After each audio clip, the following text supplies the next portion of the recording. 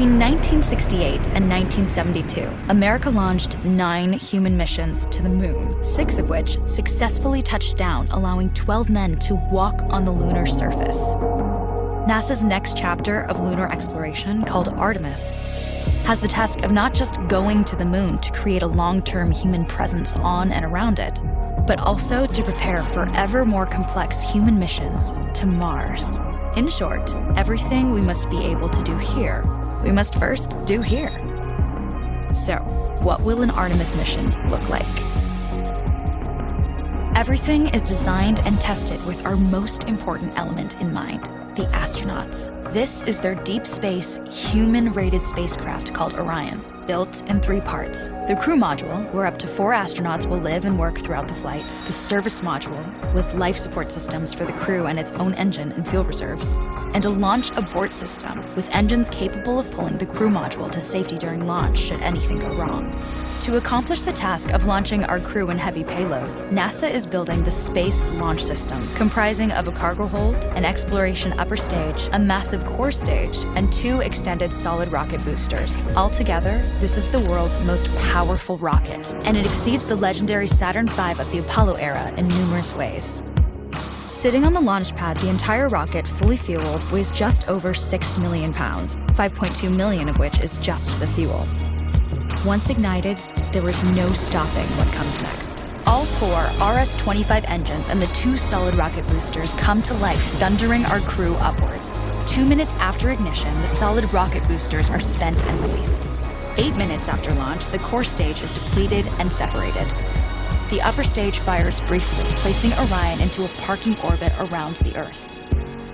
Here, the crew reconfigure the spacecraft and check systems to confirm everything is ready for deep space travel. With a go from mission control, the crew reignite the exploration upper stage engines to leave Earth entirely. The exact timing of this maneuver is critical to reach a speed that can escape Earth's gravitational pull, but also put Orion on a course that will intersect the moon days later. Once this burn is complete, the upper stage of the SLS is jettisoned and the crew aboard Orion coast for several days toward all that awaits them at the moon. Approaching the moon, we see the fundamental differences between Artemis and Apollo.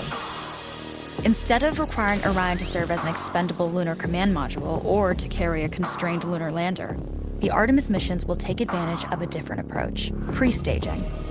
Everything needed for lunar missions will be positioned in advance by commercial and international partners. This includes rovers, science experiments, and human-rated systems on the surface. But it also includes a dedicated lunar station in orbit around the moon called Gateway.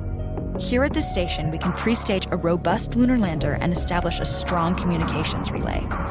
Designed with open standards, the Gateway can be expanded as new missions and partnerships develop, allowing multiple human missions on the moon at the same time and enabling ongoing science to be conducted even between human missions. The Gateway is also capable of adjusting its orbit to allow access to every part of the moon, something the Apollo missions could not do. But the real key in this approach is placing Gateway in a unique halo orbit to perfect the maneuvers needed for Mars missions. And with the growing list of commercial and international opportunities, Gateway is the ideal hub between Earth and all that lies beyond. Returning to our crew as they approach Gateway, the Orion must match the elliptical orbit of the station in order to successfully dock. Once on board, pre-selected crew members transfer to the lunar lander, while those assigned to Gateway remain on station. The lunar lander system itself is built for 3 unique steps: descending from the halo orbit of Gateway down to a low lunar orbit, descending from low lunar orbit to the surface, and once the lunar mission is complete, launching from the surface of the moon and ascending all the way back to the orbiting Gateway.